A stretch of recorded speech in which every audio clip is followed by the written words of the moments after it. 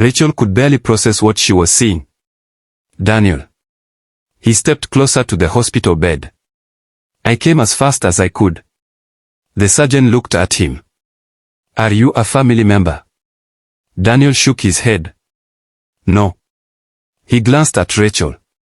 But if she needs someone standing beside her tonight, I'm not leaving.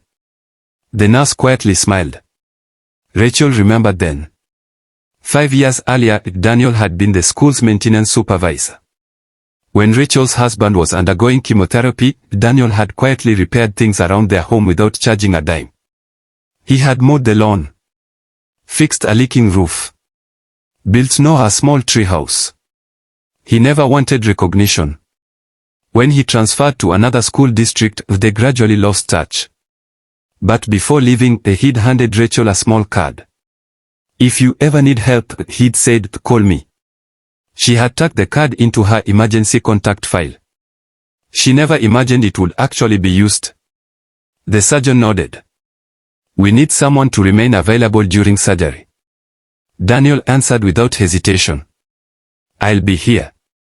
As Rachel was wheeled toward the operating room, she looked at him one last time. Thank you. He smiled gently. You've always helped everyone else. It's my turn. Hours later, the surgery was successful.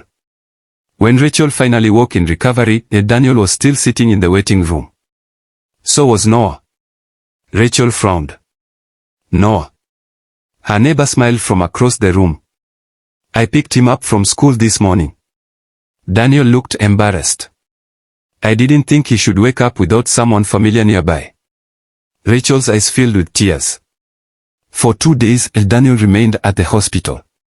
He coordinated with neighbors, fed Rachel's dog, made sure Noah got to school, even brought Rachel fresh clothes from home. Meanwhile, her parents never called. On the 3rd day, they finally appeared. Her mother walked into the hospital room carrying flowers. Oh good.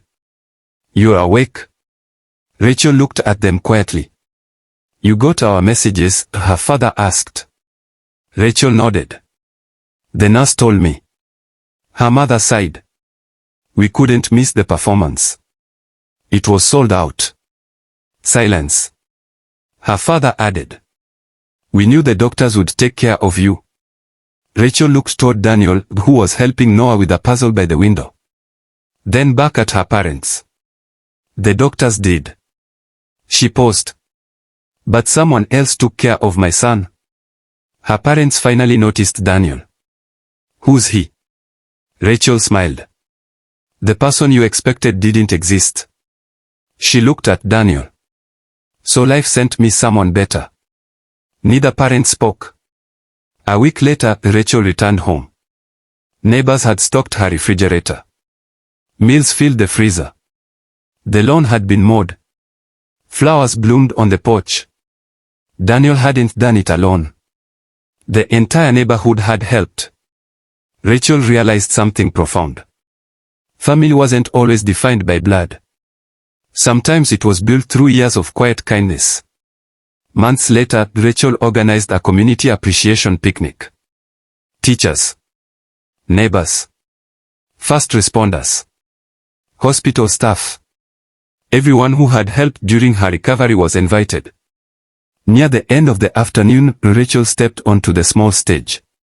I used to think my emergency contacts were the people listed on a form. She smiled.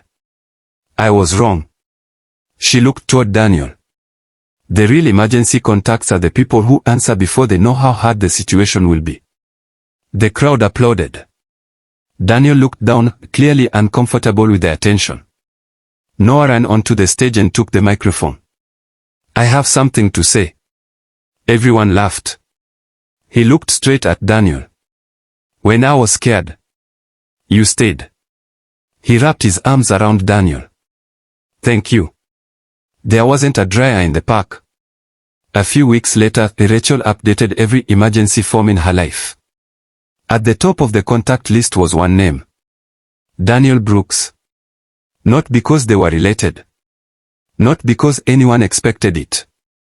But because when the phone rang on the worst night of her life, he answered.